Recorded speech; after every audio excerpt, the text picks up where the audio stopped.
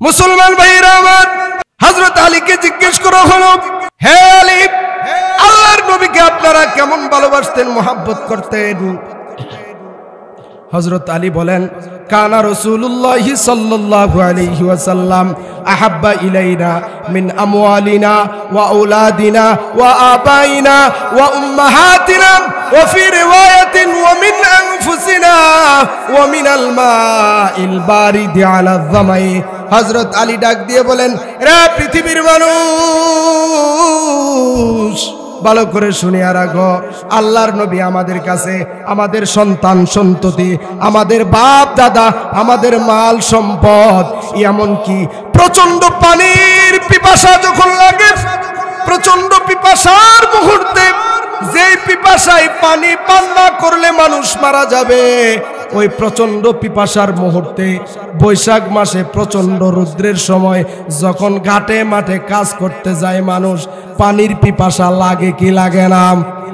আরো জোরে বলেন, লাগে কি লাগে না? হযরত আলী বলেন, প্রচন্ড পানির পিপাসা, যেই পিপাসায় জীবন চলে যাবে, ওই প্রচন্ড পিপাসা অবস্থায়, প্রচন্ড পিপাসার মুহূর্তে মানুষের কাছে ঠান্ডা পানি যত প্রিয় হয়, আল্লাহর নবী, বিশ্ব নবী মুহাম্মদুর রাসূলুল্লাহ সাল্লাল্লাহু আলাইহি ওয়াসাল্লাম আমাদের কাছে তার চাইতে ছিলেন বেশি প্রিয়। প্রচন্ড পিপাসার মুহূর্তে একজন মানুষের কাছে ঠান্ডা শরবত, ঠান্ডা পানি যত প্রিয় হয়, আল্লাহর নবী আমাদের কাছে তার চাইতে বেশি প্রিয় ছিলেন। অর্থাৎ ওই মুহূর্তে যদি, যেই পিপাসার মুহূর্তে পানি পান না করলে মানুষ মারা যাবে, ওই মুহূর্তে যদি তাকে এক পার্শ্বে পানি দেওয়া হয়, আরেক পার্শ্বে যদি নবীকে দেওয়া হয়, আর যদি অপশন দেওয়া হয় যেই কোনো একটা গ্রহণ করতে পারবা, দুইটা গ্রহণ করতে পারবা না, তো ওই প্রচন্ড পিপাসার মুহূর্তে দাঁড়ায়া, যেই মুহূর্তে জীবন চলে যাওয়ার উপক্রম হয়, জীবন চলে যাওয়ার সম্ভাবনা থাকে, ওই পিপাসার মুহূর্তে দাঁড়াইয়া পানির পরিবর্তে আমরা মুহাম্মদুর রাসূলুল্লাহ আল্লাহর নবীকে গ্রহণ করে নেব। সুবহানাল্লাহ। মুসলমান ভাইরা আমার, আল্লাহর নবীকে সাহাবারা কি পরিমাণ মুহাব্বত করছে, ভালোবাসছে।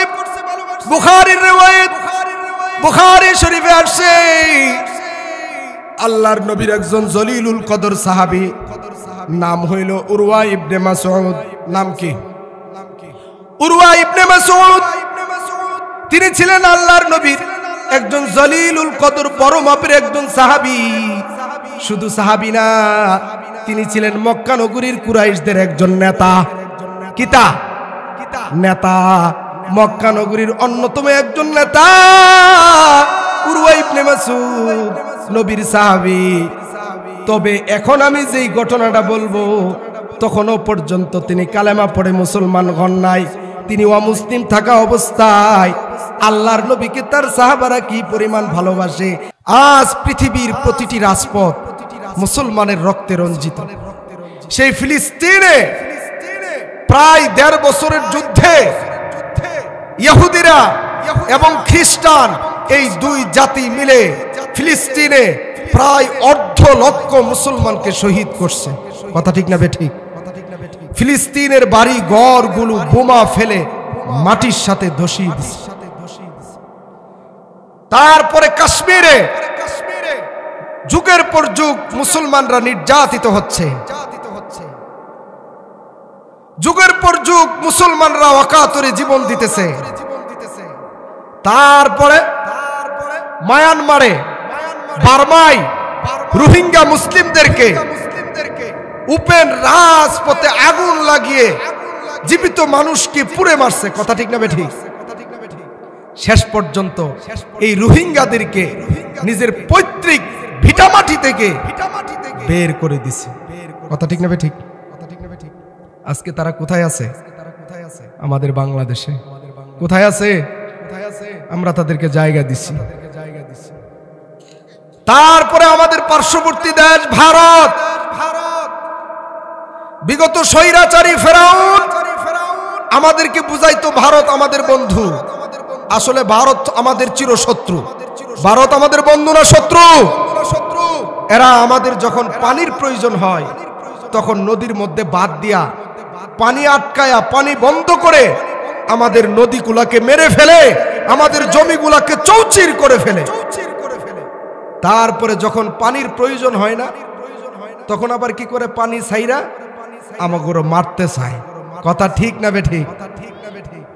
ভাইরা আমার, ভারতে শুধুমাত্র কেবলমাত্র একজন মুসলমান গরুর গোশত খাওয়ার অপরাধে একজন যুবককে ওপেন রাজপথে পিটিয়ে শহীদ করা হয়।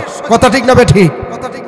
ওখানে আইন করে মুসলমানদের 500 বছরের ঐতিহ্য বাবরি মসজিদ, সেই মসজিদকে মাটির সাথে ধসিয়ে দিয়ে সেই মসজিদকে ভেঙে 500 বছরের 500 বছরের ঐতিহ্য বাদশাহ বাবর যে মসজিদ তৈরি করেছিল ওই মসজিদকে ভেঙে সেখানে রামের নামে মন্দির বানাইছে। আপনারা দেখছেন কি দেখছেন না? আরো জোরে বলেন, দেখছেন কি দেখছেন না? ভাইরা আমার, এগুলা মুসলমানদের জন্য মুসিবত কিনা? মুসলমানদের জন্য কষ্টের কিনা? হ্যাঁ, এটির জন্য আমরা দায়ী। আমরা কি? আমরা যারা মুসলমান আছি, আমাদের এই দুর্দিন দুরবস্থা, এই যে আমাদের প্রতি মুসিবত আসছে, এই যে আমাদের প্রতি দুর্দিন আসছে, এর জন্য আমরা নিজেরা দায়ী। আমরা আল্লাহকে ভুলে গেছি, তার রসুলকে ভুলে গেছি। যে কথাটা আল্লাহ 1400 বছর পূর্বে আমাদেরকে বলে দিয়েছিলেন, সাবধান সতর্ক, যদি তোমরা আল্লাহ এবং তার রসুলকে ভুলে যাও, আল্লাহ এবং তার রসুল থেকে দুনিয়াকে বেশি প্রাধান্য দাও, তাহলে তোমাদের প্রতি নেমে আসবে আল্লাহর পক্ষ থেকে কঠিন আযাব এবং গজব, মুসিবত তোমাদের উপর চলে আসবে। আসছে কি আসছে না? আরো জোরে বলেন, আসছে কি আসছে না? ভাইরা আমার, আজও যদি মুসলমানরা এই দুর্দিন থেকে, এই দুরবস্থা থেকে পরিত্রাণ পেতে পায়, পরিত্রাণ যদি পেতে চায়, তাহলে আজও আসমান ও জমিনের মালিক মহান আল্লাহ এবং তার রসুলকে দুনিয়ার সব কিছু থেকে বেশি ভালোবাসতে হবে। কথা ঠিক না ঠিক? দুনিয়ার সকল কিছুর থেকে আল্লাহ এবং তার রসুলকে বেশি ভালোবাসতে হবে এবং বেশি মহব্বত করতে হবে। তাহলে আজও আল্লাহ মুসলমানদের হাতে সারা দুনিয়ার কর্তৃত্ব দিয়ে দিবে। সুবহানাল্লাহ বলেন। খলিফাতুল মুসলিমিন উমর 22 লক্ষ বর্গ কিলোমিটার এরিয়ার প্রেসিডেন্ট ছিলেন উমর। অর্ধেকটা পৃথিবী মুসলমানরা শাসন করছে। কতটুক? অর্ধ পৃথিবী মুসলমানরা শাসন করেছে। মুসলমানদের শাসকদের ভয়ে পৃথিবীর বেদিন বেঈমানরা থরথর করে কাঁপত। কিন্তু আজ সেই মুসলমানরা লাঞ্ছিত, বঞ্চিত, অপদস্থ, অবহেলিত। ভাইরা আমার, আসেন আবার যদি আমাদের সেই সোনালী ঐতিহ্যকে ফিরে আনতে চায়, তাহলে আজ সময় আছে। আল্লাহ এবং তার রসুলকে ভালোবাসি, আল্লাহ এবং তার রসুলকে সর্বোচ্চ প্রায়োরিটি দিতে হবে। আল্লাহ এবং তার রসুলের ভালোবাসা, আল্লাহ এবং তার রসুলের মহব্বত সকল কিছুর ঊর্ধ্বে রাখতে হবে। ভাইরা আমার, আজ মুসলমানদের সন্তান নবীর সুন্নত তার কাছে ভালো লাগে না, নবীর আদর্শ তার কাছে ভালো লাগে না। আপনারা যারা দাঁড়ায় আছেন, মেহেরবানি করে ভিতরে চলে আসলে ভালো হয়। অনেকেই আপনাদেরকে ডাকতেছেন ভিতরে আসার জন্য, মেহেরবানি করে ভিতরে আসলে ভালো হয়। ভাইরা আমার, আজ মুসলমানের সন্তানের কাছে নবীর সুন্নত ভালো লাগে না, নবীর আদর্শ ভালো লাগে না। নবীর সুন্নত তার ব্যক্তিগত জীবনে নাই, পারিবারিক জীবনে নাই, সামাজিক জীবনে নাই, রাষ্ট্রীয় জীবনে নাই। নিজের ব্যক্তিগত জীবন থেকে সুন্নত বর্জন করে ফেলেছে, সুন্নতকে বাদ দিয়ে দিয়েছে। পারিবারিক জীবনে নবীর সুন্নতের ধার ধারে না, সামাজিক জীবনে নবীর সুন্নত নাই, বিয়ে শাদীতে নবীর সুন্নত নাই, রাষ্ট্রীয় জীবনে নবীর সুন্নত নাই, সামাজিক জীবনে নবীর সুন্নত নাই, মুসলমানদের সমাজে নবীর সুন্নত নাই। নবীর সুন্নত তার কাছে ভালো লাগে না, তার কাছে ভালো লাগে ইহুদ, বেঈমান, নাসারা, মুশরিকদের কৃষ্টি কালচার। নবীর আদর্শ তার কাছে ভালো লাগে না। তার কারণ হইল সে তার নবীকে চিনে নাই, সে তার নবীকে বুঝে নাই, সে তার নবীকে জানে নাই। যদি নবীরে চিনত, নবীরে যদি বুঝত, নবীরে যদি জানতো, তাহলে শুধু নবীর জন্য না, নবীর প্রতিটা সুন্নতের জন্য নিজের জীবনকে কুরবান করে দিত। ভাইরা আমার, নেতারে যদি মানুষ চিনে, কি করে? নেতারে যদি চিনে, নেতার গুণগান যদি জানে, তাহলে নেতার মোহাব্বত তার ভিতরে আসে। নেতারে যদি চিনে, নেতারে যদি জানে, নেতার চরিত্রের ব্যাপারে যদি জানে, ওই নেতার প্রতি তার মোহাব্বত তৈরি হয়। আর যখন মোহাব্বত তৈরি হয়, ওই নেতার অনুসরণ অনুকরণ করতে তার কাছে ভালো লাগে। রে মুসলমান ভাইরা আমার, তোমার নেতার জন্য তুমি জীবন দিয়ে দিলাম বলে আমার নেতার চরিত্র ফুলের মতো পবিত্র, যদিও নামাজ পড়ে না একুক্ত। কথা ঠিক না বেঠিক? রে মুসলমানের সন্তান, তোমার নেতার পিছনে ঘুরে তুমি তোমার জীবন শেষ করে দিলাম। যেই নেতা ইসলামের ধার ধারে না, আল্লাহর হুকুম নবীর তরিকায় চলে না, এমন নেতার জন্য জীবন অক্ষ করে দিলাম। তোমার জীবনের মূল্যবান সময়গুলো এই নেতার পিছনে, এই নেত্রীর পিছনে ব্যয় করলা। তুমি কি জানো, গোটা জগতের নেতা, গোটা জাহানের নেতা বিশ্বনবী মুহাম্মদুর রাসূলুল্লাহ সাল্লাল্লাহু আলাইহি ওয়াসাল্লামের চরিত্রের ব্যাপারে কি তুমি একটু জানো? মহানবীর চরিত্রের ব্যাপারে একটু জানার চেষ্টা করছো নি তুমি? তোমার নবীর আদর্শ কি ছিল? তোমার নবীর আদর্শ কেমন ছিল? তোমার নবীর চরিত্র কেমন ছিল রে মুসলমান ভাইরা আমার? আমার আপনার নবী বিশ্ব নবী মুহাম্মদুর রাসূলুল্লাহ সাল্লাল্লাহু আলাইহি ওয়াসাল্লামের চরিত্র কেমন ছিল? স্বয়ং আসমান ও জমিনের মালিক, যিনি জিন ও ইনসানের মালিক, আসমান ও জমিনের মালিক মহান আল্লাহ নিজে তার হাবিবের চরিত্রের ব্যাপারে পবিত্র কোরআনে ঘোষণা করতেছেন। যেহেতু আল্লাহ গোটা মানব জাতিকে সৃষ্টি করেছেন, কার চরিত্র কেমন এটা আল্লাহই ভালো জানে। কে ভালো জানে? আল্লাহই ভালো জানে। আল্লাহ তার হাবিবের চরিত্র যে পবিত্র, তার হাবিবের চরিত্র যে পৃথিবীর সর্বশ্রেষ্ঠ চরিত্র, স্বয়ং আল্লাহ পবিত্র কোরআনে উল্লেখ করেন। আল্লাহ বলেন, বন্ধু ওয়া ইন্নাকা লাআলা খুলুকিন আযীম। হাবিব, বন্ধু আমার, আপনি হইলেন এই পৃথিবীর সর্বশ্রেষ্ঠ চরিত্রবান, আপনি হইলেন সর্বশ্রেষ্ঠ চরিত্রের অধিকারী, আপনি হইলেন সর্বশ্রেষ্ঠ আদর্শবান। মুসলমান ভাইরা আমার, এই পৃথিবীর সর্বশ্রেষ্ঠ আদর্শবান মানব ছিলেন বিশ্বনবী মুহাম্মদুর রাসূলুল্লাহ সাল্লাল্লাহু আলাইহি ওয়াসাল্লাম, যার চরিত্রের ব্যাপারে স্বয়ং আসমান ও জমিনের মালিক আল্লাহ নিজে ঘোষণা করছে। সুবহানাল্লাহ। ভাইরা আমার, যেই নেতার চরিত্রের ব্যাপারে আল্লাহ সার্টিফাই করে, আল্লাহ ঘোষণা দেয়, ওই নেতাকে মহব্বত করা দরকার আছে না নাই? আরো জোরে বলেন, আছে না নাই? ভাইরা আমার, শুধু তাই নয়, আল্লাহ বলেন, বন্ধু ওমা আরসালনাকা ইল্লা রাহমাতাল লিল আলামিন। বন্ধু আমার, আপনাকে আমি গোটা জগতের জন্য রহমত বানায়া পাঠাইছি। আল্লাহ বলেন, বন্ধু আপনারা আমি গোটা জগতের জন্য রহমত বানাইছি। মুসলমান ভাইরা আমার, আল্লাহ হলেন গোটা জগতের রব। আল্লাহ কি? গোটা জগতের রব। যেমন আমরা সূরা ফাতিহায় বলি, আলহামদুলিল্লাহি রাব্বিল আলামিন। সমস্ত প্রশংসা আল্লাহর জন্য, যিনি গোটা জগৎ সমূহের রব। আল্লাহ বলেন, বন্ধু আমি হইলাম গোটা জগতের রব, আর আপনি হইলেন গোটা জগতের জন্য রহমত। সুবহানাল্লাহ বলেন। বন্ধু আমি নিজে যেই পর্যন্ত যে এরিয়ার রব, আপনি ওই এরিয়ার জন্য রহমত। বন্ধুরে আমি আসমানওয়ালাদের জন্য রহমত, আমি আল্লাহ, আমি আসমানওয়ালাদের জন্য রব, আপনাকে বানায় দিলাম আসমানওয়ালাদের জন্য রহমত।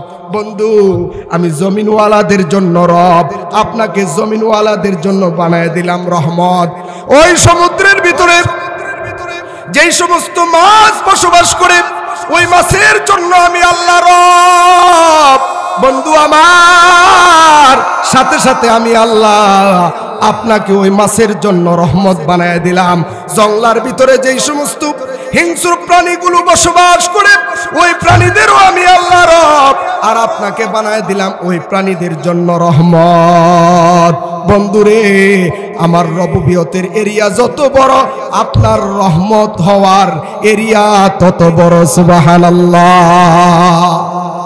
মুসলমান ভাইরা আমার, আল্লাহর নবী বলেন বুইসতু লিউতাম্মিমা মাকারিমাল আখলাক। মহান আল্লাহ আমাকে সর্বশ্রেষ্ঠ চরিত্র দিয়া এই দুনিয়াতে পাঠাইছে। রে মুসলমান ভাইরা আমার, আজ মুসলমানের সন্তান তার নবীকে চিনে নাই, তার নবীকে জানে নাই, তার নবীকে বুঝে নাই। সেই জন্য নবীর সুন্নত তার কাছে ভালো লাগে না, সেই জন্য নবীর আদর্শ তার কাছে ভালো লাগে না। সে যদি তার রাসূলকে চিনত, তার নবীকে যদি জানতো, নবীকে যদি বুঝতো, নবীকে যদি চিনত, তাহলে শুধু নবীর জন্য নয়, নবীর প্রতিটা সুন্নতের জন্য সে জীবন দিতে প্রস্তুত হয়ে যেত। ভাইরা আমার, আমার আপনার নবী কেমন নবী? আমার আপনার নবী কেমন নবী? যেই নবী জমিনে বৈশা আসমানে ইশারা করলে আসমান ও জমিনের মালিক আল্লাহ আসমানের চাঁদকে দ্বিখণ্ডিত করে দেয়। সুবহানাল্লাহ। কিতাবে আসছে আবু জাহেল একদিন রাতে, ওই রাত্রিটা ছিল 14 তারিখ দিবাগত রাত্রি, পূর্ণিমার চাঁদ আকাশে উজ্জ্বল ঝলমল করতেছে। আল্লাহর নবী কাবাগরের পাশেই হেরেমের বাহিরে দাঁড়ানো ছিলেন। এমন সময় আবু জাহেল এবং তার সাঙ্গ ফাঙ্গরা নবীজির কাছে আসছে। আয়েশা বলতেছে, মুহাম্মদ বলেন সাল্লাল্লাহু আলাইহি ওয়াসাল্লাম। মুহাম্মদ, জি চাচা। মুহাম্মদ, তুমি যে তোমাকে নবী দাবি করো, তোমারে আল্লাহ নবী বানায় পাঠাইছে। তোমার এই নবুয়তের পক্ষে, তোমার এই নবুয়তের পক্ষে তুমি কোনো প্রমাণ দিতে পারবানি, কোনো দলিল দিতে পারবানি, কোনো নিদর্শন আমাদেরকে দেখাইতে পারবানি। আল্লাহর নবী বলেন, চাচা আমার নবুয়তের পক্ষে আপনি কি দলিল চান, কি প্রমাণ চান, কি দেখতে চান? ইতিপূর্বে আবু জাহেল নবীজির কাছে প্রমাণ চাইছে, বহু প্রমাণ দিছে। সে যতগুলা প্রমাণ চাইছে নবী সব প্রমাণ দিছে, তারপরেও সে ইসলাম গ্রহণ করে। নবী আবার বলেন, চাচা আপনি কি প্রমাণ চান, কি দলিল চান, আপনি কি দেখতে চান শুধু বলেন। আবু জাহেল এবার চিন্তায় ফিরে গেছে, কয় কি আমি যেইটা চাই হেইডাই করব, হেইডাই দেখাইব। আই সর্বনাশ, তাইলে তো ছোটখাটো কোনো জিনিস তার কাছে আবদার করা যাইব না, বলা যাইব না। বহু চিন্তা ভাবনা কইরা, কি কইরা, বহু চিন্তা ভাবনা কইরা, 2-4 জনে মিল্লা সলা পরামর্শ কইরা শেষ পর্যন্ত নির্ধারণ করলো। ডাক দিয়ে বলে, মুহাম্মদ, এই যে আসমানের চাঁদটা দেখা যায়, যদি এই চাঁদকে তুমি দ্বিখণ্ডিত করতে পারো, এখানে বসে যদি আসমানের চাঁদকে তুমি দ্বিখণ্ডিত করতে পারো, তাহলে আমরা মনে করব তুমি সত্য নবী।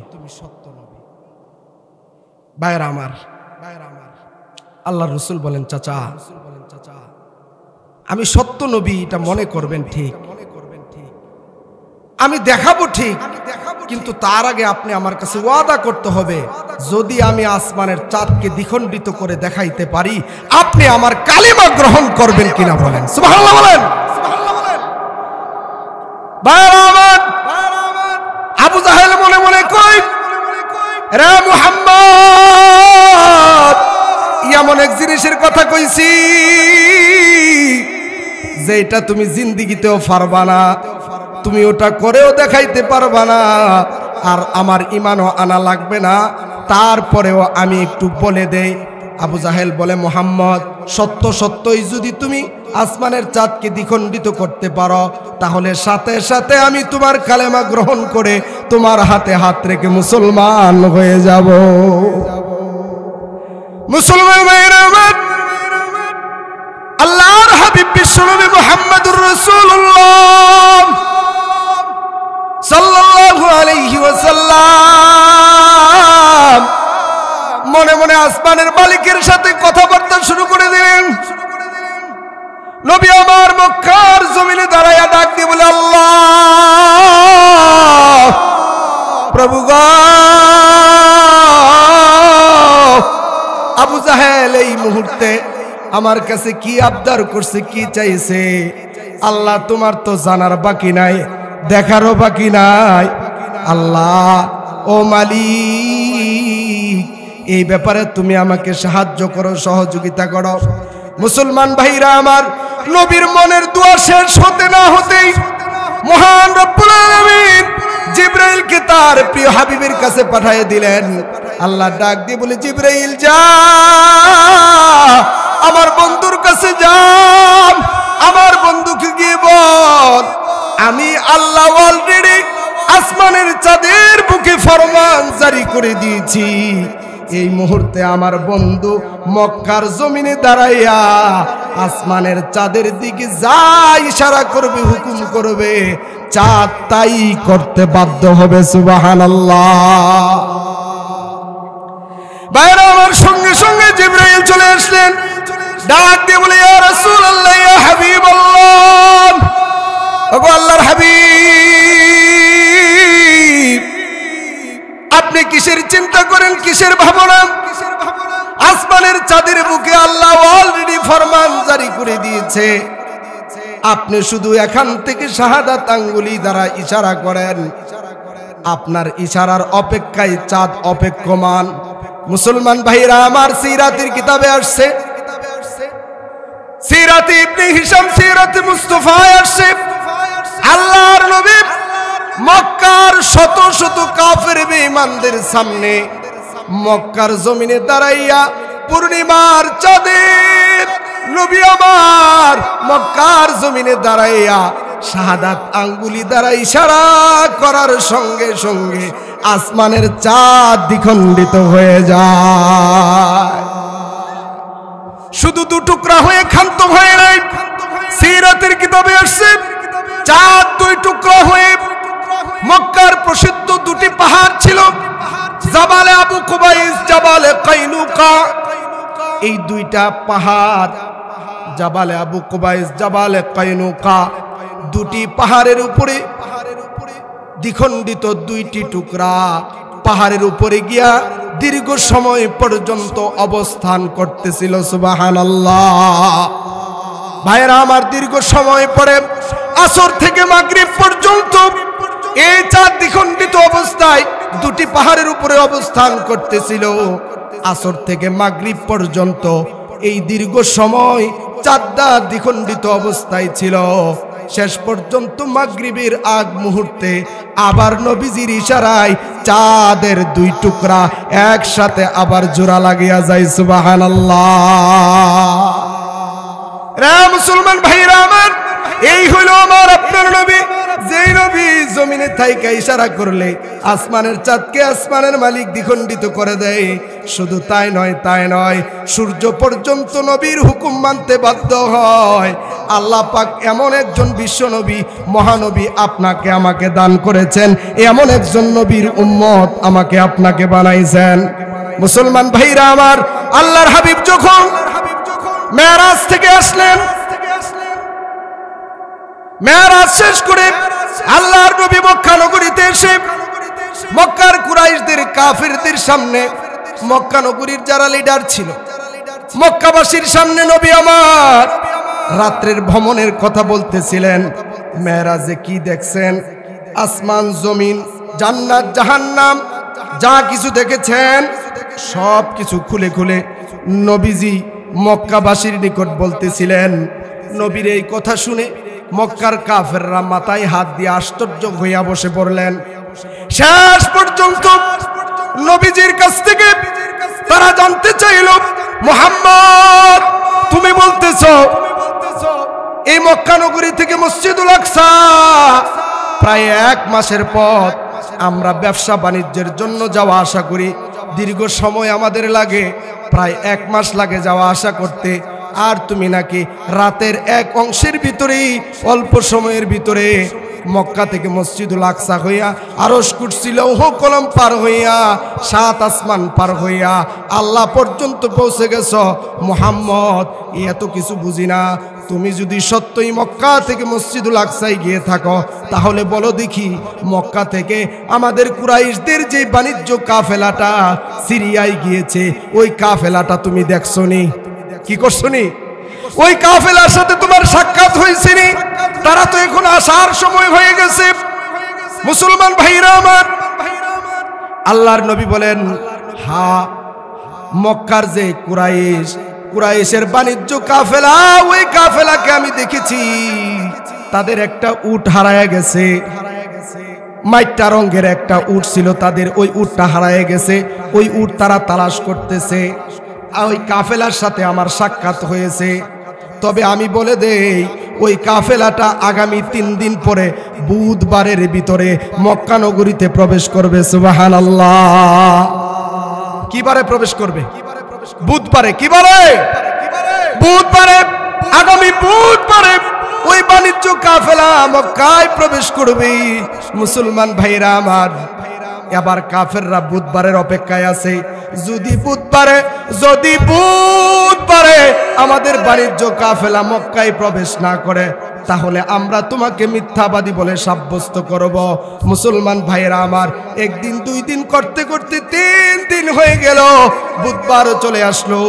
সকালের পরে দুপুর গনিয়ে বিকেল যখন হয়ে গেল, প্রায় সন্ধ্যা গনিয়ে গেল, সূর্য এবার অস্ত যাওয়ার জন্য প্রস্তুত হয়ে গেল। পশ্চিম আকাশে সূর্য লাল বর্ণ হয়ে গেছে, সূর্যটা ডুবে যাবে, কিন্তু এখনো পর্যন্ত ওই বাণিজ্য কাফেলাটা মক্কায় প্রবেশ করে নাই। এদিক দিয়ে প্রায় সূর্য ডুবে যাবে, একেবারে টিক্কার মতো লাল হয়ে গেছে। কি হয়ে গেছে? লাল হয়ে গেছে।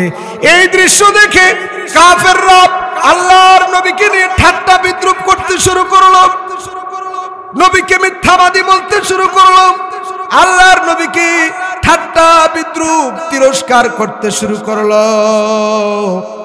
নবীজির কানে যখন কাফেরদের ঠাট্টা তিরস্কারের শব্দগুলো আসতেছিল, নবী আমার মনে বড় কষ্ট, মনে মনে আসমান ও জমিনের মালিক আল্লাহর সঙ্গে কথা বলতে আরম্ভ করলেন।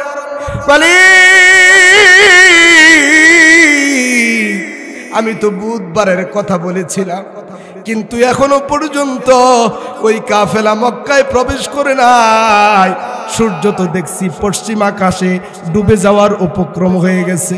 আল্লাহ গো, আজকে যদি সূর্য ডুবে যায়, সূর্য ডুবার আগে আগে যদি ওই কাফেলা মক্কায় প্রবেশ না করে, তোমার বন্ধু মুহাম্মদ মিথ্যাবাদী হয়ে যাবে। আল্লাহ বলে, বন্ধু তোমারে আমি মিথ্যা নবী বানাই নাই, তোমারে আমি সত্য নবী বানাইম দুনিয়াতে পাঠাইছি রে বন্ধু। তোমার কথাকে সত্য প্রমাণিত করার জন্য যা কিছু করার প্রয়োজন হয়, যা কিছু করতে হয়, আমি আল্লাহ সব কিছু করতে প্রস্তুত আছি। সুবহানাল্লাহ। মুসলমান ভাইরা আমার, সঙ্গে সঙ্গে আল্লাহ আসমানের সূর্যের প্রতি ফরমান জারি করে দিলেন, রে সূর্য, আমার বন্ধু মুহাম্মদ বলেছিল বুধবারে মক্কার ওই কুরাইশ বাণিজ্য কাফেলাটা মক্কায় প্রবেশ করবে, কিন্তু এখনো পর্যন্ত তারা মক্কায় প্রবেশ করে না। তুই যদি ডুবিয়া যাত, অস্ত চলে যাস, আমার বন্ধুর কথাটা মিথ্যা হয়ে যাবে। রে সূর্য, আমি আল্লাহ এই মুহূর্তে তোকে হুকুম করলাম, যে অবস্থায় আছো ওই অবস্থায় স্থির থাকবি, আর সামনে এক চুল পরিমাণ বাড়ার ক্ষমতা তোকে আমি আল্লাহ দিলাম না। সুবহানাল্লাহ। ভাইরা আমার, সিরাতের কিতাবে আসছে। এখন আপনাদেরকে আমি জিজ্ঞেস করি, সূর্য যতক্ষণ পর্যন্ত না ডুববে ততক্ষণ পর্যন্ত দিন আছে না নাই? সূর্য আছে যতক্ষণ, বুধবার আছে ততক্ষণ। সূর্য আছে যতক্ষণ, বুধবার আছে ততক্ষণ। কথা ঠিক না ঠিক? চাই আবার সূর্য পশ্চিম আকাশে থাকুক বা পূর্ব আকাশে বা মাঝ বরাবর থাকুক, চাই লাল হয়ে থাকুক বা সাদা হয়ে থাকুক, যে অবস্থায় সূর্য থাকুক না কেন, বুধবার কিন্তু ঠিকই থাকবে। কথা ঠিক না ঠিক? চাই 12 ঘন্টায় দিন হোক বা 18 ঘন্টায় দিন হোক, সূর্য আছে যতক্ষণ, বুধবার আছে ততক্ষণ। মুসলমান ভাইরা আমার, সিরাতের কিতাবে আসছে আল্লাহ তাআলা সূর্যের বুকে ফরমান জারি করে দিলেন, এবার সূর্যটা ওই পশ্চিম আকাশে ডুবে ডুবে অবস্থায় স্থির হয়ে থাকলো দীর্ঘ সময় পর্যন্ত। এইভাবেই সূর্য দাঁড়ায় রইল। শেষ পর্যন্ত ওই বাণিজ্য কাফেলাটা মক্কায় দীর্ঘ সময় পরে প্রবেশ করলো। এবার আল্লাহ আদেশ করলেন, সূর্য এবার বাণিজ্য কাফেলা মক্কায় প্রবেশ করলো, এইবার তুমি ডুবতে পারো। সুবহানাল্লাহ। রে মুসলমান ভাইরা আমার, যেই নবীর ইশারায় আল্লাহ আসমানের চাঁদকে দ্বিখণ্ডিত করে দেয়, যেই নবীর কথা ঠিক রাখার জন্য, যেই নবীর ওয়াদা ঠিক রাখার জন্য আল্লাহ সূর্যের গতি রোধ করে দেয়, ওই নবীরে ভালোবাসা দরকার আছে না নাই? আরো জোরে বলেন, আছে না নাই? ওই নবীর সুন্নত মানা দরকার আছে না নাই? আরো জোরে বলেন, নবীর সুন্নত মানলে লাভ আছে না নাই? কম না বেশি? শুধু বেশি না অনেক বেশি? ভাইরা আমার, আল্লাহর নবীকে সাহাবারা কি পরিমাণ ভালোবাসছে, মোহাব্বত করছে। নবীর জন্য সাহাবারা দেওয়ানা ছিল, পাগল ছিল। পৃথিবীর মানুষকে মানুষ এই পরিমাণ ভালোবাসতে পারে না, নবীর সাহাবারা নবীকে যেই পরিমাণ ভালোবাসছে। ভাইরা আমার, হযরত আলী রাদিয়াল্লাহু তাআলা আনহুকে জিজ্ঞেস করা হইল, সুইলা আলী রাদিয়াল্লাহু তাআলা আনহু কাইফা কানা হুব্বুকুম লিন-নবী সাল্লাল্লাহু আলাইহি ওয়াসাল্লাম। হযরত আলীকে জিজ্ঞেস করা হইল, হে আল্লাহর নবীর সাহাবী, হে খলিফাতুল মুসলিমিন, আমিরুল মুমিনিন, হে আলী, আল্লাহর নবীর প্রতি আপনাদের মোহাব্বত কেমন ছিল? কি পরিমাণ ভালোবাসতেন? আল্লাহর নবীকে আপনারা মোহাব্বত কেমন করতেন? মুসলমান ভাইরা আমার, হযরত আলীকে জিজ্ঞেস করা হলো, হে আলী, আল্লাহর নবীকে আপনারা কেমন ভালোবাসতেন, মোহাব্বত করতেন? হযরত আলী বলেন, কানা রাসূলুল্লাহ সাল্লাল্লাহু আলাইহি ওয়াসাল্লাম আহাব্বা ইলাইনা মিন আমওয়ালিনা ওয়া আওলাদিনা ওয়া আবাইনা ওয়া উম্মাহাতিনা ওয়া ফি রিওয়ায়াতিন ওয়া মিন আনফুসিনা ওয়া মিনাল মাইল বারিদি আলা যামাই। হযরত আলী ডাক দিয়ে বলেন, রে পৃথিবীর মানুষ,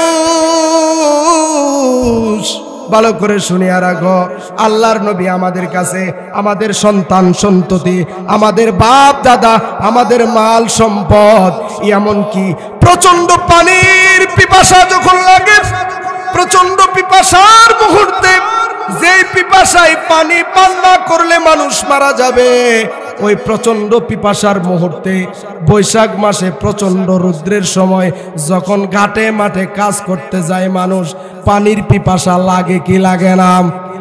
আরো জোরে বলেন, লাগে কি লাগে না? হযরত আলী বলেন, প্রচন্ড পানির পিপাসা, যেই পিপাসায় জীবন চলে যাবে, ওই প্রচন্ড পিপাসা অবস্থায়, প্রচন্ড পিপাসার মুহূর্তে মানুষের কাছে ঠান্ডা পানি যত প্রিয় হয়, আল্লাহর নবী, বিশ্ব নবী মুহাম্মদুর রাসূলুল্লাহ সাল্লাল্লাহু আলাইহি ওয়াসাল্লাম আমাদের কাছে তার চাইতে ছিলেন বেশি প্রিয়।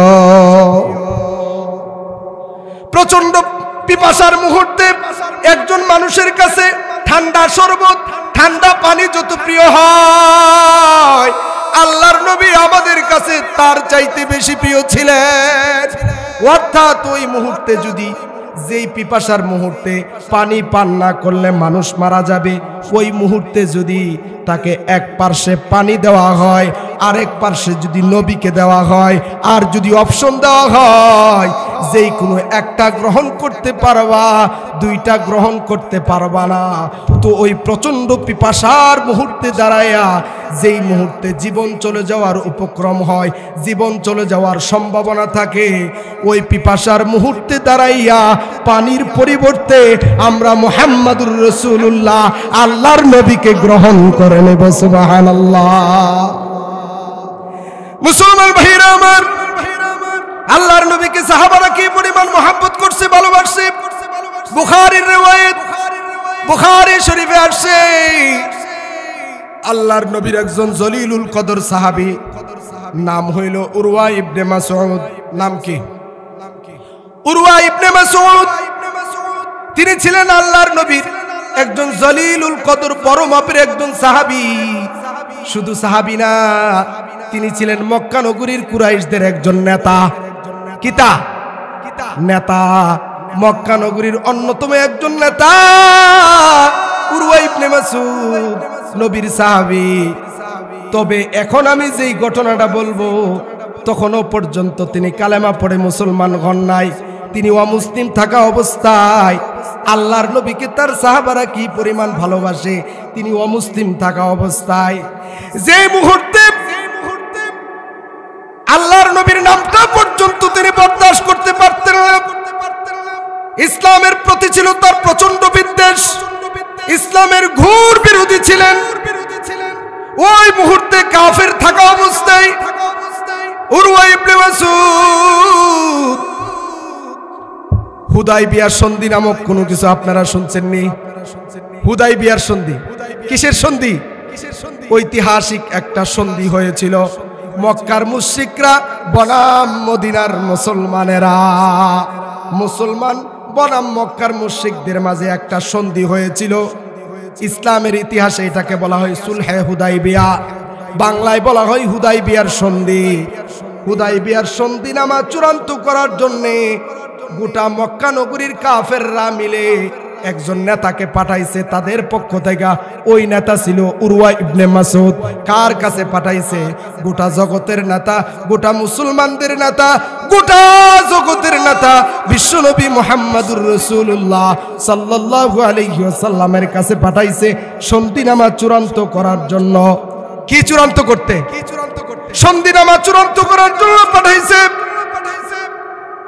ভাইরা আমার, উরওয়া ইবনে মাসউদ চলে গেলেন আল্লাহর নবীর কাছে সন্ধিনামা চূড়ান্ত করার জন্য, চুক্তিপত্র চূড়ান্ত করার জন্য। যেই নেতাটারে গোটা জগতের নেতার সাথে সন্ধিনামা চূড়ান্ত করার জন্য, চুক্তিপত্র চূড়ান্ত করার জন্য পাঠাইছে, ওই নেতাটা কি ছোট না বড়? ওই নেতাটা ছোট নেতা না বড় নেতা?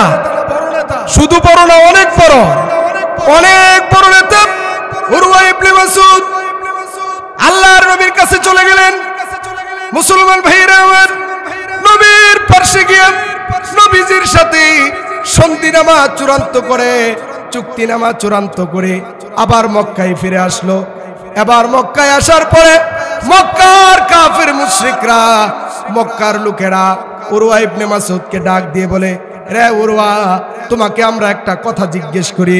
বলে, কি কথা? মুহাম্মদকে তো আজ দীর্ঘদিন হয়েছে আমরা এই মক্কা থেকে তাড়ায়া দিয়েছি, তুমি তো আজকে মুহাম্মদের কাছে গেছো, আমাদেরকে একটু বলো মুহাম্মদের কি অবস্থা, মুহাম্মদের সাহাবারা মুহাম্মদের সাথে কেমন আচরণ করে।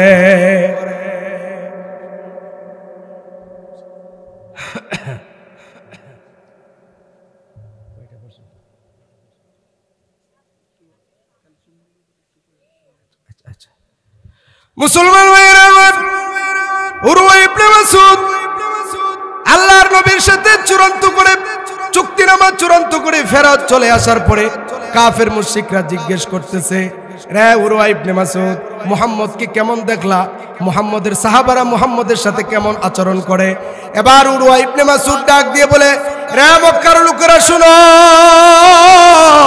ওয়াল্লাহি লাকাদ ওয়াফাততু আলাল মুলুক ওয়া ওয়াফাততু আলা কাইসার ওয়া কিসরা ওয়ান নাজাশি ওয়াল্লাহি ইন রাআইতু মালিকান কত্তু ইউআযযিমুহু আসহাবুহু মা ইউআযযিমু আসহাবু মুহাম্মাদিন মুহাম্মাদা। রে মক্কার নেতারা শুনো, তোমরাও মক্কার নেতা, আমিও মক্কার নেতা। এই নেতৃত্বের সুবাদে আমি পৃথিবীর বহু রাজা বাদশার দরবারে গিয়েছি। এই পৃথিবীর সুপার পাওয়ার বাদশাহ, তদানীন্তন কালের সুপার পাওয়ার বাদশাহ, হাবশার বাদশাহ, রোম এবং পারস্যের বাদশাহ কিসরা এবং কাইসারের দরবারে আমি গিয়েছি। পারস্যের বাদশার কাছে আমি গিয়েছি, রোমের বাদশার কাছে আমি গিয়েছি, তারপরে হাবশার বাদশার কাছে আমি গিয়েছি। ওয়াল্লাহি ইন রাআইতু মালিকান কত্তু ইউআযযিমুহু আসহাবুহু মা ইউআযযিমু আসহাবু মুহাম্মাদিন মুহাম্মাদা।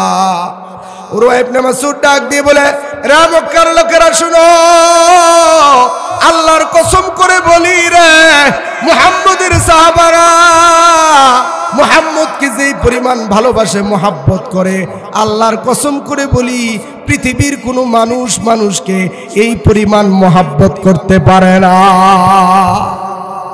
উরওয়া ইবনে মাসউদ বলে, শেষ হইছে না, শেষ হইছে না, শুনো। বলে কি শুনবো? বলে মাত্র শুরু হইছে। বলে বলো দেখি শুনবো। উরওয়া ইবনে মাসউদ বলে, ওয়াল্লাহি ইন তানাখামা নুখামাতান ইল্লা ওয়াকাত ফি কাফি রাজুলিন মিনহুম। আরে আমি স্বচক্ষে দেখেছি, মুহাম্মদ যখন মুখের থুতু ফেলতে যায়, মুখের থুতু যখন মুহাম্মদ ফেলতে যায়, মুহাম্মদের ওই মুখের থুতু মাটিতে পড়ার আগে আগে মুহাম্মদের সাহাবারা তার থুতুকে হাতের মধ্যে নিয়ে নেয়। এই শুধু হাতে নিয়ে শেষ করে না, ফাদালাকা বিহা ওয়াজহাহু ওয়াজিলদাহু। এই থুতু নিয়া মুহাম্মদের সাহাবারা তাদের চেহারায় মেখে দেয়, তাদের গায়ে মেখে দেয়। এই শেষ হয়েছে না, শেষ হয়েছে না, আরো শুনো। ওয়াইদা আমারাহুম ইবতাদারু আমরাম ওয়াইদা তাওয়াদ্দা কাদু ইয়াকতাতিলুনা আলা ওয়াদুইহি। আরে মুহাম্মদ যখন ওযু করে, মুহাম্মদ যখন ওযু করতে যায়, ওযুতে মুহাম্মদের ওযুতে ব্যবহৃত পানির ফোঁটাগুলো যখন গড়ায়া পড়ে, ওই পানির ফোঁটাগুলো জমিনে পড়তে পারে না। জমিনে পড়ার আগে আগে কোন সাহাবী কে কার আগে ওই পানির ফোঁটাগুলো সংগ্রহ করবে, এই নিয়ে রীতিমতো তারা লড়াই লেগে যাওয়ার উপক্রম হয়ে যায়। এই শেষ হয়েছে না, শেষ হয়েছে না, আরো শুনো।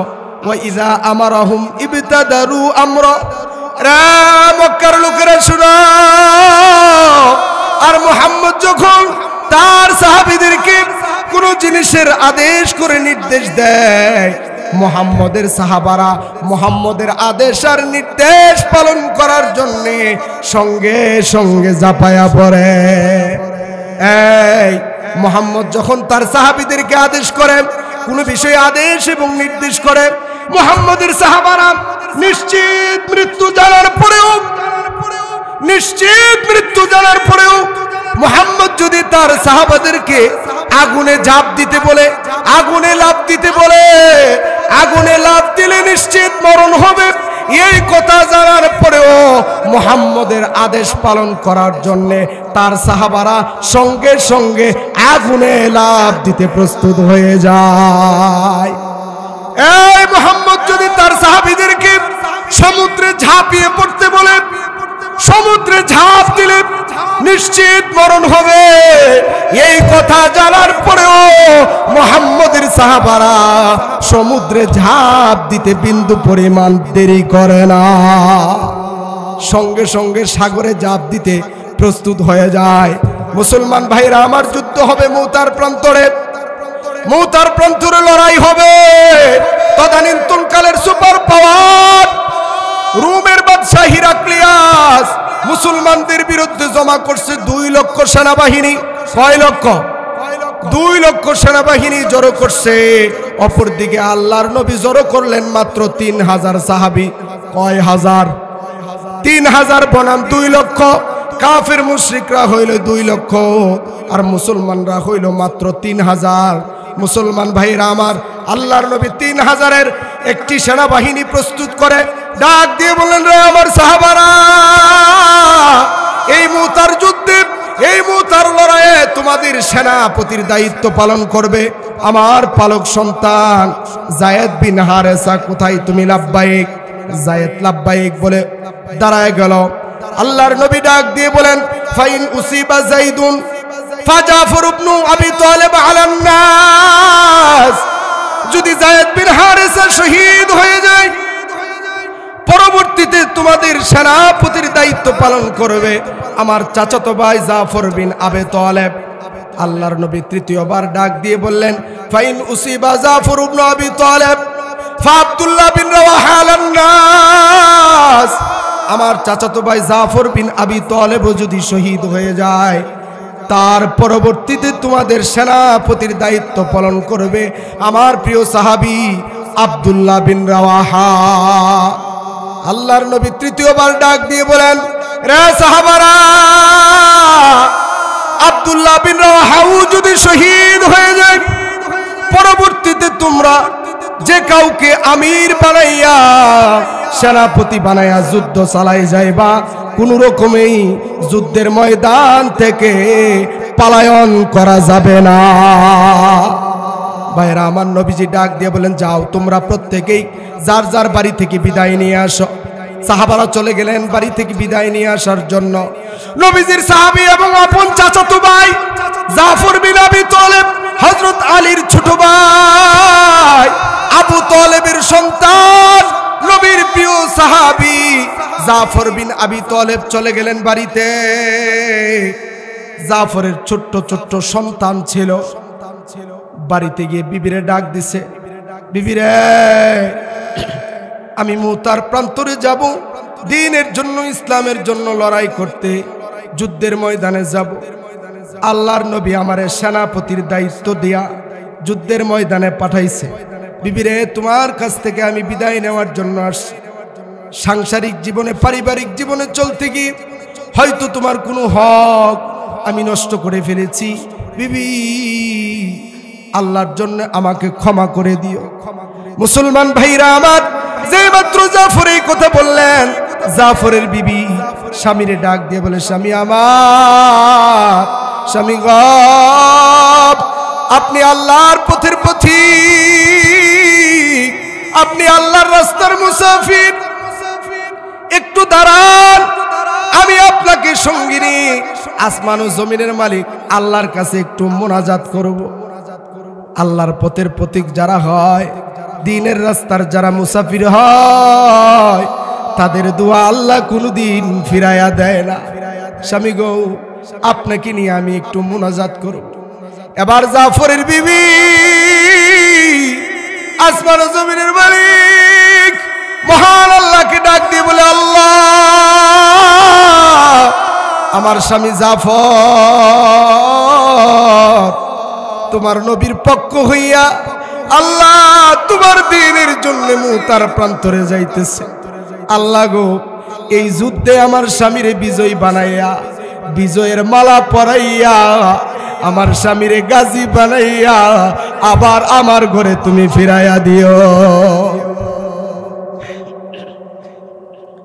মুসলমান ভাইরা আমার, যেই মাত্র জাফরের বিবি এই কথা বললেন, হযরত জাফর নিজের খাপ থেকে রাঙ্গা তরবারিটা বের করে বিবিরে ডাক দিয়া বলে, বিবি, উল্টা দোয়া করিস না রে বিবি।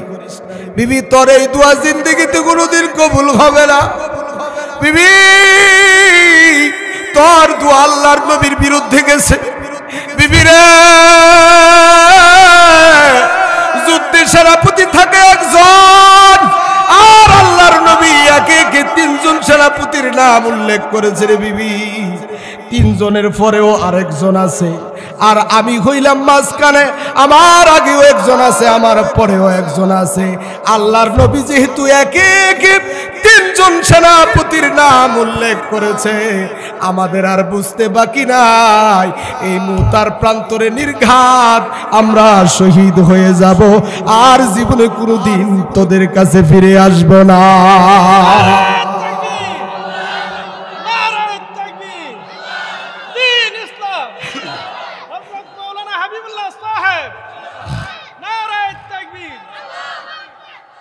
মুসলমান হযরত জাফর বলবি তোর তো আল্লাহর নবীর বিরুদ্ধে গেছে রে বিবি, এই দোয়া কোনদিন কবুল হবে না রে বিবি। নির্ঘাত আমি মুতার প্রান্তরে শহীদ হয়ে যাব। বিবি রে যাবার বেলায় বলে যায়, আমি যে রাস্তায় জীবন দেওয়ার জন্য রওনা করলাম, আমার সন্তানগুলোরে আল্লাহর দ্বীনের রাস্তায় জীবন দেওয়ার জন্য তৈরি করিও। মুসলমান ভাইরা, এই বলে হযরত জাফর বুড়ার পৃষ্ঠে সওয়ার হইয়া রাঙ্গা তরবারি নিয়া বেগবান গতিতে ছুটে চললেন। জাফরের বিবি অল্প বয়সের ছিলেন, হাউমাউ করে পিছন দিক দিয়া স্বামীকে ডাকে আর কান্দে। মায়ের কান্না দেখিয়া জাফরের ছোট্ট ছোট্ট সন্তানগুলো পিছন দিক থেকে আব্বু গো আব্বু গো বলিয়া কান্দে। কিন্তু হযরত জাফর একটি বারের জন্য পিছনের দিকে ফিরে তাকায় না। কারণ যদি পিছনের দিকে তাকায় হয়তো বিবির মায়ায় পড়ে যাবে, হয়তো সন্তানদের প্রতি মায়া লাগবে, আল্লাহর রাস্তায় যাইতে বিলম্ব হয়ে যাবে, দেরি হয়ে যাবে।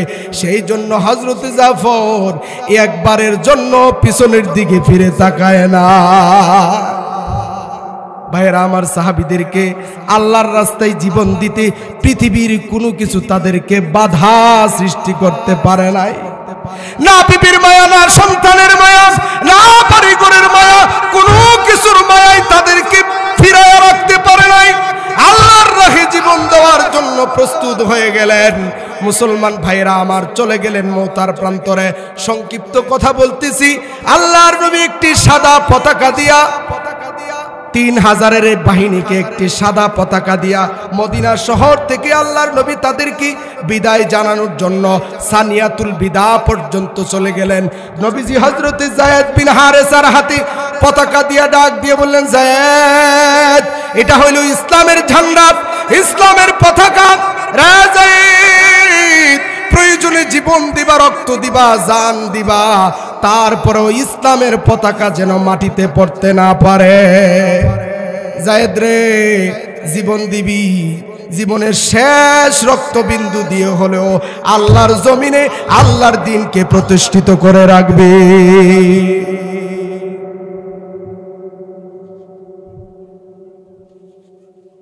মুসলমান সাহাবারা চলে গেলেন মওতার প্রান্তরে। এক পক্ষে 2 লক্ষ, অপর পক্ষে মুসলমানরা হইল মাত্র 3000। শুরু হয়ে গেল তুমুল সংঘর্ষ।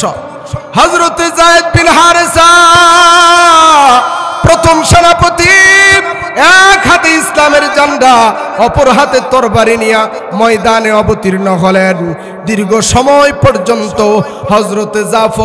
হযরত যায়েদ বিন হারেসা বীর বিক্রমের সাথে যুদ্ধ করে শেষ পর্যন্ত শত শত কাফিরকে জাহান্নামে পাঠাইয়া হযরত যায়েদ বিন হারেসা শহীদ হয়ে গেলেন।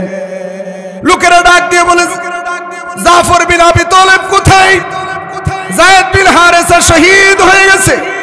হযরত জাফর দূর থেকে দৌড়ে আসলেন, আসিয়া যায়েদ বিন হারেসার হাত থেকে ইসলামের পতাকাকে ধারণ করলেন।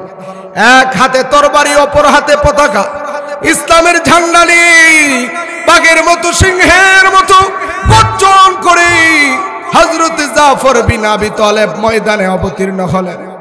মুসলমান ভাইরা আমার, হযরত জাফর একাই শত শত কাফেরকে জাহান্নামে পাঠাইতে লাগলেন, কচু কাটা করতে লাগলেন। ভাইরা আমার, এক পর্যায়ে হযরত জাফর তাকায় দেখেন চতুর্দিক দিয়ে কাফেররা হযরত জাফরকে ঘেরাও করে ফেলল। হযরত জাফরকে কাফেররা চতুর্দিক দিয়া অবরোধ করে ফেলল। চতুর্দিকে শুধু কাফেরদের অস্ত্রের ঝনঝনানি, তলোয়ারের ঝিলিক, কাফেরদের খোলা তরবারিগুলো ঝিলিক মারতেছে, অস্ত্রের ঝনঝনানি আওয়াজ হযরত জাফরের কানে আসছে। চতুর্দিক দিয়া কাফেররা জাফরকে অবরোধ করে ফেললো, ঘেরাও করে ফেললো। মুসলমান ভাইরা আমার, এবার হযরত জাফর নিজের গুড়া থেকে লাফ মেরে মাটিতে নেমে গেলেন। মাটিতে নামিয়া নিজের তরবারি দিয়া নিজের ঘোড়ার পায়ের রগগুলা একে একে কাটতে লাগলেন। নিজের তরবারি দিয়া নিজের একমাত্র যানবাহন, নিজের একমাত্র জীবন বাঁচানোর যানবাহন ঘোড়ার রগ নিজে কাটতে লাগলেন। রে মুসলমান ভাইরা আমার, হযরত জাফর কেন নিজের ঘোড়ার পায়ের রগ নিজে কাটতেছেন? কিতাবের মধ্যে আসছে জাফর বুঝে ফেলছে এই মুহূর্তে আল্লাহর নবীর বাণী সত্যায়িত হবে।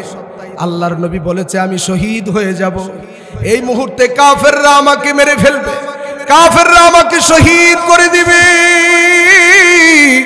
মুসলমান ভাইরা আমার, হযরত জাফর নিজের গোড়ার পায়ের রগ নিজে এই জন্য কেটেছেন যাতে করে কাফেররা যখন উপর্যুপরি আক্রমণ করতে থাকবে, কাফেররা যখন একের পর এক তরবারি চালাইতে থাকবে, যখন মৃত্যু যন্ত্রণা শুরু হয়ে যাবে, কাফেরদের তরবারির আঘাতে আঘাতে যখন রক্তাক্ত হয়ে যাবেন, তখন হয়তো অসহ্য ব্যথা সহ্য করতে না পারিয়া ময়দান ছেড়ে পলায়ন করার জন্য মন চাইবে। যাতে মনে যুদ্ধের ময়দান থেকে পলায়ন করার কোনো ইচ্ছা না জাগে, কারণ যানবাহন থাকলে না পলায়ন করতে পারবে।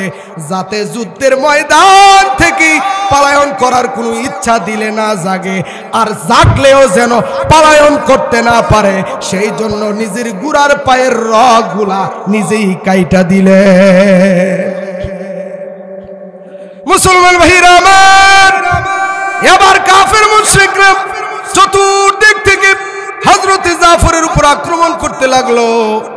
এক পর্যায়ে কাফেররা আঘাত করে হযরত জাফরের ডান হাতটা কেটে ফেলল। হযরত জাফর সঙ্গে সঙ্গে ইসলামের পতাকাকে বাম হাতে ধারণ করলেন। এবার কাফেররা আক্রমণ করে হযরত জাফরের বাম হাতটাও কেটে ফেলল। এবার জাফর নিজের অবশিষ্ট বাহু দিয়া ইসলামের পতাকাকে বুকের সাথে ধারণ করে রাখলেন। দাঁত দিয়া কামড়াইয়া ইসলামের পতাকাকে বুকের উপর লাগাইয়া উড্ডীন করে রাখছে। তারপরেও ইসলামের পতাকাকে মাটিতে পড়তে দেয় না। মুসলমান ভাইরা আমার, এদিক দিয়ে আল্লাহর নবী মসজিদে নববীর মিম্বরে বসা। নবী আমার বড় পেরেশান, বড় চিন্তিত। আজকে কয়েকদিন হয়ে গেল নবীর 3000 সাহাবী 2 লক্ষ কাফেরদের বিরুদ্ধে যুদ্ধের জন্য গেছে। নবী চিন্তায় পেরেশান, না জানি কাফেররা আমার 3000 সাহাবীকে শহীদ করে দিয়েছে। নবী মসজিদে নববীতে বসা, মনে বড় দুঃখ। সঙ্গে সঙ্গে আল্লাহ তাআলা জিব্রাইলকে পাঠাই দিলেন, রে জিব্রাইল যা আমার বন্ধুর সামনে মুতার প্রান্তরে তার সাহাবারা যে দ্বীনের জন্য, ইসলামের জন্য জীবন দিতেছে, আমার বন্ধুর সামনে ওই মুতার যুদ্ধের সমস্ত চিত্রগুলা, ভিডিও ফুটেজগুলা আমার বন্ধুর সামনে তুলে ধরো। সুবহানাল্লাহ। হযরত জিব্রাইল আসিয়া আল্লাহর নবীর সামনে মুতার যুদ্ধের সমস্ত ভিডিও ফুটেজ নবীজির সামনে তুলে ধরলেন। নবী আমার মিম্বরে বৈশা সাহাবীদেরকে ডাক দিয়ে বলেন, রে আমার সাহাবারা, আমার প্রথম সেনাপতি যায়েদ বিন হারেসা শহীদ হয়ে গেছে। যায়েদের পরে আমার চাচাতো ভাই দ্বিতীয় সেনাপতি জাফর বিন আবি তালেব সেও শহীদ হয়ে গেছে। জাফরের দুইটা হাত কাফেররা কেটে ফেলছে। তবে রে সাহাবারা, আমার জাফরের দুইটা হাতের বিনিময়ে আমার জাফর শহীদ হওয়ার সাথে সাথে আল্লাহ তাকে, আমার জাফরকে আল্লাহর জান্নাতের ভিতরে ঢুকাইয়া দিয়েছে। সুবহানাল্লাহ। এই শুধু জান্নাতের ভিতরে ঢুকাই আল্লাহ ক্ষান্ত করেন নাই, জাফরের দুইটা হাতের বিনিময়ে আমার আল্লাহ জাফরকে দুইটা পাখা দান করছে, যেই পাখা দিয়া জাফর জান্নাতের ভিতরে উড়াল পায়রা বেড়াইতেছে। সুবহানাল্লাহ। মুসলমান ভাইরা, আল্লাহর নবী যুদ্ধের সমস্ত ঘটনা বর্ণনা করতেছিলেন আর চোখ দিয়ে ঝর্ণার মতো পানির ফোঁটাগুলো বেয়ে বেয়ে পড়তেছিলেন। নবীজি মিম্বর থেকে নেমে সোজা সরাসরি চলে গেলেন জাফরের বাড়িতে। জাফরের ছিল ছোট্ট ছোট্ট সন্তান।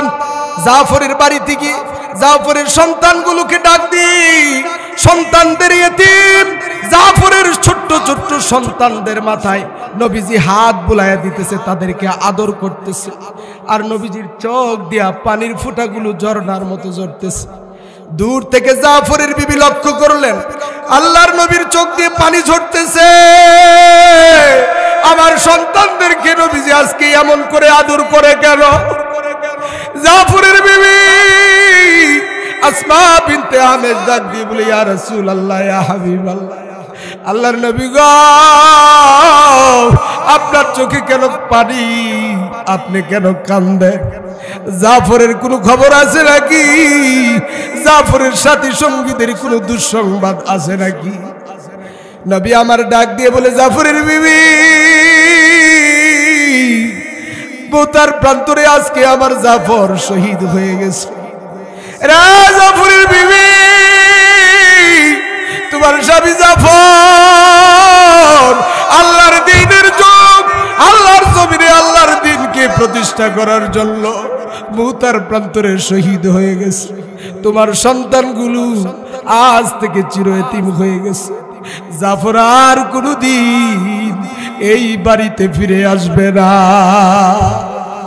এই কথা শোনার সঙ্গে সঙ্গে জাফরের বিবি আসমা বিনতে আমেশ হাউমাউ করে চিৎকার মারতে লাগলো। জাফরের বিবি বলেন, আমি যখন হাউমাউ করে চিৎকার করে কাঁদতেছিলাম, পার্শ্বের মহিলারা এসে আমাকে সান্ত্বনা দিল। মুসলমান ভাইরা আমার, আল্লাহর নবী জাফরের বাড়িতে আর বেশিক্ষণ থাকতে পারে নাই। নবীর চোখ দিয়ে অঝরে পানির ফোঁটাগুলো ঝরতেছে। নবী আমার সোজা চলে আসছেন বাড়িতে, নিজের হুজরাতে, নিজের ঘরে চলে আসলেন। নিজের ঘরের পরিবার আম্মা জান হযরত আয়েশাকে ডাক দিয়ে বলেন, রে আয়েশা, আমার ঘর থেকে খাবার রান্না করে, আমার ঘর থেকে খাবার পাকাইয়া জাফরের ঘরে পাঠাইয়া দাও। জাফর শহীদ হয়ে গেছে।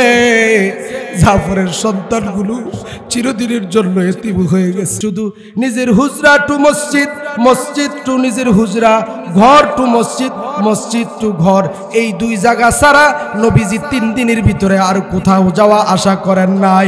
বড় মর্মাহত ছিলেন, বড় শোকাহত। আসবে মাথায় কাফনের কাপড় বেঁধে ময়দানে অবতীর্ণ হওয়ার জন্য সবাই প্রস্তুত আছি তো ইনশাআল্লাহ? ভাইরা আমার, যখন প্রয়োজন হয় তখন জীবন দেব, যখন প্রয়োজন হয় রক্ত দেব, যখন প্রয়োজন হয় জান দেব, প্রয়োজনে জীবন দেব। এটা যখন প্রয়োজন হয় তখন দেব। কথা ঠিক না বেঠিক? এর আগে কি করব? প্রশ্ন হইল, যখন জীবন দেওয়া লাগে তখন জীবন দেব, যখন রক্ত দেওয়া লাগে তখন রক্ত দেব, যখন জান দেওয়া লাগে তখন জান দিব। কিন্তু এর আগে করবোটা কি? প্লিজ একজন লোকও দাঁড়াইবেন না। শেষ আলোচনা আমি এখানেই শেষ করে দেব।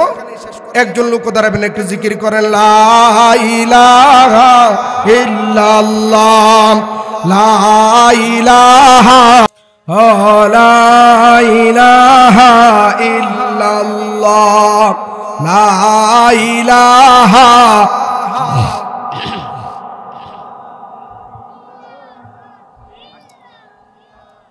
এই কালেমার বান্ধবেলা কাজে লাগবে মরণ বেলা, এই কালেমার বান্ধবেলা কাজে লাগবে মরণ বেলা, এই কালেমার প্রেম থাকিলে, এই কালেমার প্রেম থাকিলে কবর হবে উজালা, লা ইলাহা ইল্লাল্লাহ, লা ইলাহা ইল্লাল্লাহ।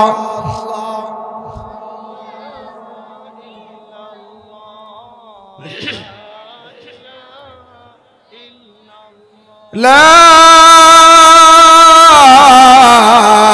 ইলাহা ইল্লাল্লাহু মুহাম্মাদুর রাসূলুল্লাহ সাল্লাল্লাহু আলাইহি ওয়াসাল্লাম। ভাইরা আমার, যে কথাটা আমি বলছিলাম, যখন যেটার প্রয়োজন ওইটা করতে হয়। কথা ঠিক না ঠিক? যখন জীবন দেওয়া লাগে তখন জীবন দেব, যখন রক্ত দেওয়া লাগে তখন রক্ত দিব, কিন্তু এর আগে আমাদের মৌলিক কাজ করতে হবে। এর আগে কি করতে হবে বলেন না? মৌলিক কাজ করতে হবে। আল্লাহকে ভালোবাসার, নবীকে ভালোবাসার এক নম্বর প্রমাণ হইল আল্লাহর সবচাইতে বড় হুকুম 5 ওয়াক্ত নামাজ। আল্লাহর সবচাইতে বড় হুকুম কি? আরো জোরে বলেন, কয় ওয়াক্ত? অনেকে চিন্তা করতেছে আমি তো ফজরের নামাজ পড়ি না, ঘুমের লাগিয়ে আমি ফজরের নামাজ পড়তাছি না, 5 ওয়াক্তই কমু না 4 ওয়াক্ত কমু? ভাইরা আমার, আল্লাহর সবচাইতে বড় বিধান 5 ওয়াক্ত নামাজ। এই নামাজ পড়া দরকার আছে না নাই? আরো জোরে বলেন, আছে না নাই? পিছনের তারা মনে মনে কইতাছে হুজুর নামাজ তো পড়ি না, তো কেমনে কই? নামাজ পড়তে মসজিদ লাগে কি লাগে না? আরো জোরে বলেন, লাগে কি লাগে না? এই পুরুষের জন্য নামাজ পড়ার নিয়ম কোথায়? আরো জোরে বলেন, কোথায়? পুরুষের জন্য মসজিদ, আর মহিলাদের জন্য ঘরের কোণা। মহিলাদের জন্য কিনা ঘরের কোণা। এখন যদি পুরুষও ঘরের কোণার মধ্যে নামাজ পড়ে, আমার মনে হয় এটা পুরুষ থাকতো না, এটা কয়দিন পরে মহিলা হইব। কথা ঠিক না বে ঠিক? এমনও কিছু মানুষ আছে না নাই? বিশেষ করে শীতের দিনে ফজর উঠত লেফেও ছাড়ে না, কম্বলেও ছাড়ে না, নিচেও তুসু কুফর হইল লেফ, যে একটা আরামের ঘুম। বিবিএ ডাকতে ডাকতে হয়রান হয়ে গেছে, তারপরেও বান্দারে মসজিদও ভাড়াইতে পারছে না। ভাইরা আমার, নামাজ পড়তে মসজিদ লাগে কি লাগে না? এই মসজিদের ইমাম আছে না নাই? এই মসজিদ, মসজিদ নামাজ পড়তে মসজিদ লাগে। তো এই মসজিদ ঠিকঠাক থাকুক, মসজিদ উন্নত হোক, মসজিদের পরিবেশ সুন্দর থাকুক, নিয়মিত ইমাম সাহেব এখানে তার প্রয়োজন অনুযায়ী প্রয়োজন মিটাইতে পারে মতো তাদেরকে হাদিয়া তুহফা দিয়ে আমরা এই মসজিদে মানসম্মত ইমাম রেখে তার পিছনে নামাজ পড়ব। সবাই রাজি আছি তো ইনশাআল্লাহ? সেই জন্য মসজিদের কি কোনো রুজি রোজগার আছে? মসজিদ কি কোনো রুজি করতে পারে? জোরে বলেন, পারে নাকি? এই মসজিদের খুরাক হইল মুসল্লি। মসজিদের খুরাক কি? মুসল্লি। এই মসজিদের দায়িত্ব মুসল্লিদের। কাদের? এলাকাবাসীর। আল্লাহ রাসূল বলেন, মান বানা লিল্লাহি মসজিদান বানাল্লাহু লাহু বাইতান ফিল জান্নাহ। যে বা যারা পৃথিবীতে আল্লাহর জন্য একটি মসজিদ তৈরি করছে, আল্লাহ তাআলা তাদের জন্য জান্নাতে বাড়ি বানায় দেবে। সুবহানাল্লাহ বলেন। ভাইরা আমার, আপনাদের এই মসজিদ অত্যন্ত সুন্দর, মাশাআল্লাহ। মসজিদে নামাজ পড়ে মনটা ভরে গেল। ঢাকা শহরেও তো আমরা নামাজ পড়ি, ঢাকা শহরেও তো মসজিদ আছে, প্রায় তো ঢাকার মতোই সেম সেম। মাশাআল্লাহ, আপনাদেরকে সেই জন্য ধন্যবাদ জানাই। অত্যন্ত সুন্দর মসজিদ করছেন আপনারা, পরিবেশটাও সুন্দর লাগছে। কিন্তু এই মসজিদটা ছোট্ট হলে মালের দরকার। কিসের দরকার? মালের দরকার আছে না নাই? হুজুর ওয়াজ করেন, ওয়াজ বড় মজা লাগে, মাল দিতে মায়া লাগে। মাল দিতে কি লাগে? এই মিয়া, এই মাল কি কবরে লয়ে যাবেন? এপার ভাঙ্গে উপার ঘরে, এই তো নদীর খেলা। সকাল বেলার ধনী রে তুই, ফকির সন্ধ্যাবেলা, সকাল বেলার ধনী রে তুই ফকির সন্ধ্যাবেলা। এই নদীর এফার ভাঙ্গা উফার করে এটাই নদীর খেলা। আর সকালবেলার ধনী বিকালবেলা ফকির হয়, কথা ঠিক না বে ঠিক? এই গত বছর তুরস্কে ভূমিকম্প হয়েছিল, শত শত ঘর বাড়ি 20 তলা 30 তলা 50 তলা ভেঙে সাথে সাথে মাটির সাথে দশিয়ে গেছে। আমরা ফেসবুকে ইউটিউবে দেখছি, পত্রিকায় পাইছি, যেই লোকটা রাতের বেলা, এটা হয়েছিল শেষ রাত্রে। কোন রাত্রে? শেষ রাত্রে। যেই লোকটা বুড় হওয়ার আগেও শত শত কোটি টাকার মালিক ছিল, সকালবেলা তার বিল্ডিং শেষ হয়ে মাটির সাথে ধসে গেছে। রাস্তার পাশে ক্ষুধার যন্ত্রণা সহ্য করতে না পারিয়া একটা রুটির জন্য কোটি কোটি টাকার মালিক রাস্তার পাশে গিয়ে দাঁড়াই রয়েছে, কেউ দিলে একটা রুটি খাবে।